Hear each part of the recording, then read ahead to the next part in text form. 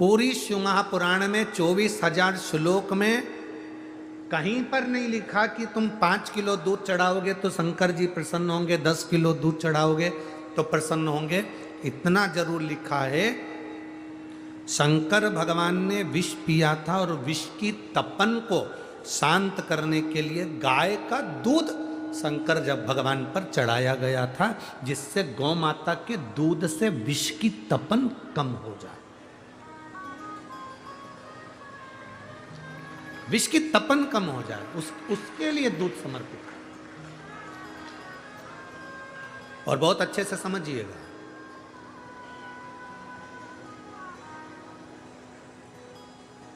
देसी गाय, भारतीय गाय का अगर छोटी वाली चम्मच से आधी चम्मच भी दूध तुमको मिल जाए और उतना दूध भी अगर तुम शिव जी को समर्पित कर रहे हो तो भगवान के लिए तुम बहुत कुछ कर रहे हो, समझ कर। पाउडर का दूध नहीं, जर्सी का दूध नहीं, देसी गाय का अगर आधे से आधा चम्मच 2 बूंद दूध भी शिव जी को समर्पित कर कर आप जल चढ़ा रहे हो तो समझ लो कि आपने दूध से बाबा का अभिषेक कर दिया। नकली दूध लाकर भगवान का अभिषेक करते हो तो वो श्रेष्ठता नहीं, उसमें आनंद नहीं।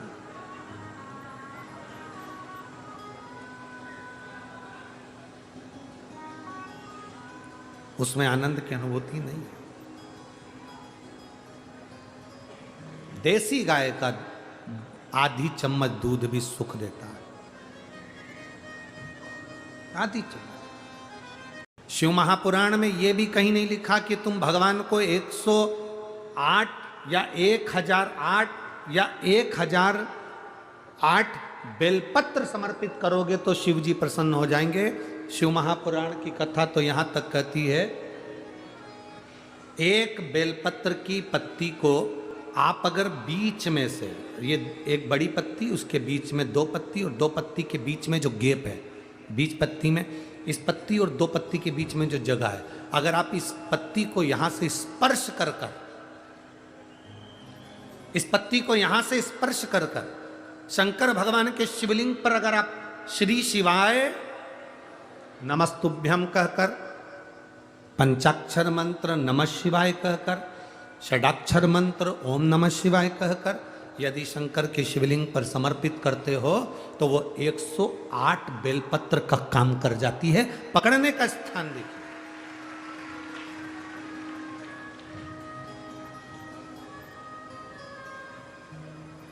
ये स्थान की बड़ी मूलता है, जो थोड़ा सा समझेंगे अपन, थोड़ा ध्यान देंगे तो ये जो ये स्थान है ये बड़ा मूल माना गया। बेलपत्री की बड़ी पत्ती, नीचे की 2 पत्ती, उसके बीच में जो खाली डंडी जो दिख रही है, इसको अगर पकड़कर बेलपत्र समर्पित कर रहे हैं तो 108 बेलपत्र के बराबर हमें फल प्राप्त हो रहा, 108 बेलपत्र के। और समझिएगा, मान लो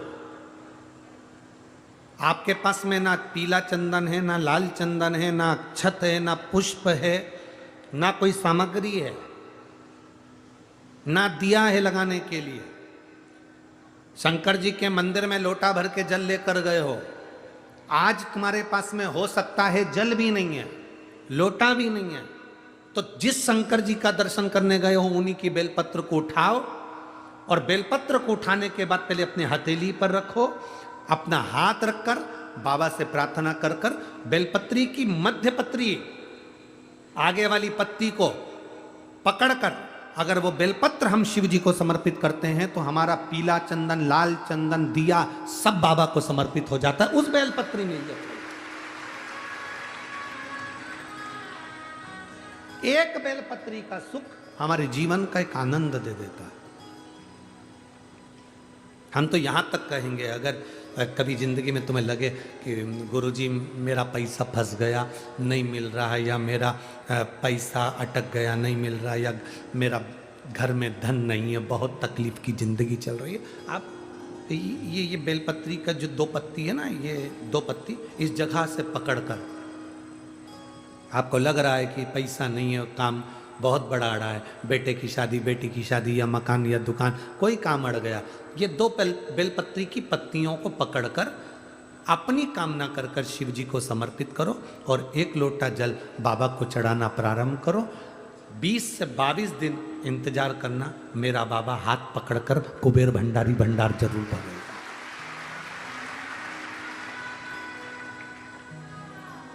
दो पत्ती को पकड़कर, लोग कहते हैं ब्रह्मा विष्णु महेश हैं बेलपत्री में, शिव जी के 3 नेत्र हैं बेलपत्री में, शंकर भगवान के त्रिशूल की 3 कोर है बेलपत्री में। हम कहते हैं अभी थोड़ा आप स्मरण करेंगे, अगर आप शिव महापुराण को अच्छे से पढ़ेंगे तो आपको ज्ञात होगा, कुबेर को धन देने वाले कौन है?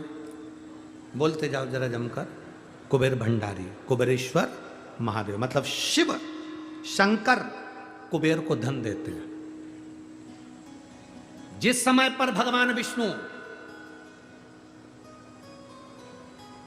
संपूर्ण विश्व के कल्याण के कार्य करने लगे, कुछ नहीं हाथ में रहा, तब लक्ष्मी से उन्होंने धन लिया। आपने उन्होंने तिरुपति बालाजी की कथा सुनी होगी, लक्ष्मी से धन लिया। लक्ष्मी, इन जीवों के कल्याण के लिए तो मुझे धन दे दे। लक्ष्मी ने धन दिया। एक दिन नारायण ने पूछ लिया लक्ष्मी से, लक्ष्मी मैं नारायण, मेरे पास भी संपदा की कमी नहीं, पर तेरे पास लक्ष्मी इतनी संपदा कहां से आती है? तेरे पास इतनी संपदा कहां से आती है? कहती हैं मेरी मां ने, मेरे पिता ने मुझे केवल एक ही बात सिखाई थी, किसी के आगे हाथ नहीं फैलाना है, शंकर की स्तुति करना है। लक्ष्मी जी कहती हैं जब मुझे जरूरत पड़ती है मैं कुबेर को साथ में लेकर पहुंचती हूं। बेलपत्री की ये बीच वाली पत्ती है शिव,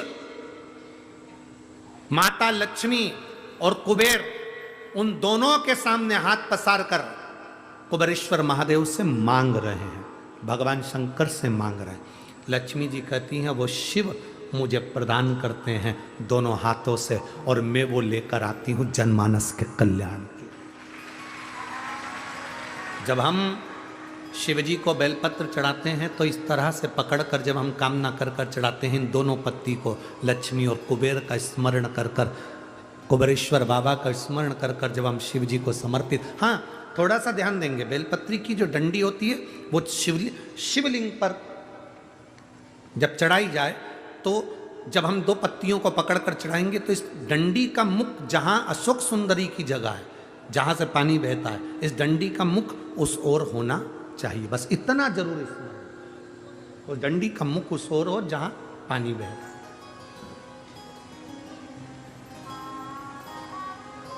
जिस जगह से जल बह रहा हुआ उस ओर।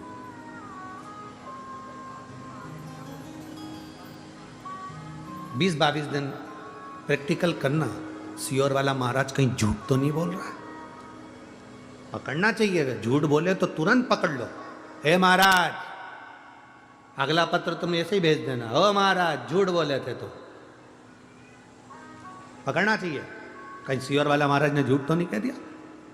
बेलपत्र को कहां से पकड़ना हमारे शास्त्रों में लिखा हुआ है, जिससे हमें फल की, देखो ये बेलपत्र, कई लोग कहते हैं ऐसा क्या होता है कि यहां से पकड़ोगे तो ये फल मिलेगा, यहां से पकड़ोगे तो ये फल मिलेगा, यहां से पकड़ोगे तो ये फल मिलेगा। हमारा कहना इतना सा है, जब बॉटल चढ़ाते समय यहां नस नहीं मिलती तो यहां देखते,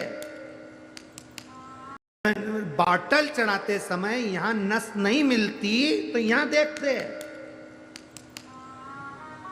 नस यहां नहीं मिलती तो यहां देखते, सुई बॉटल चढ़ रही है, नस ढूंढना है, यहां देखते हैं, फिर देखा कि यहां एक नस है, उसमें सुई चुभाई, बॉटल चालू करी, थोड़ी देर बाद ये नस फूलने लगी, हटा दिया, फिर इस हाथ में देखी गई, फिर पाँव में देखी गई, अर्थात बॉटल चढ़ना। नस ढूंढो कि वो नस कौन सी है जहां पर हम पकड़कर बाबा को बेलपत्र चढ़ाएंगे तो हमारा भी जीवन का कल्याण हो जाए, वो नस पकड़ेंगे।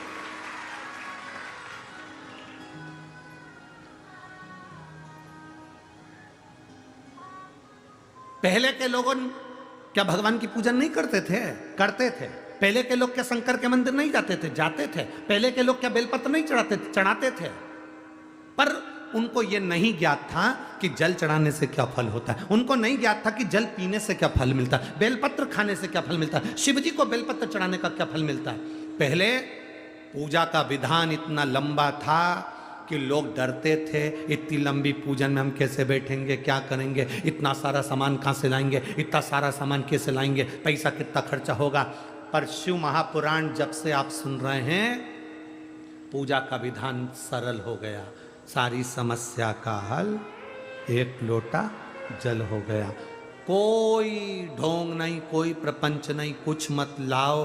तुम तो दिल से बाबा के पास जाओ और पुकारो। उसके मिलने से ज़्यादा जरूरी है उसको पुकारना। पुकारेंगे वो आएगा, निश्चित है। पुकारो।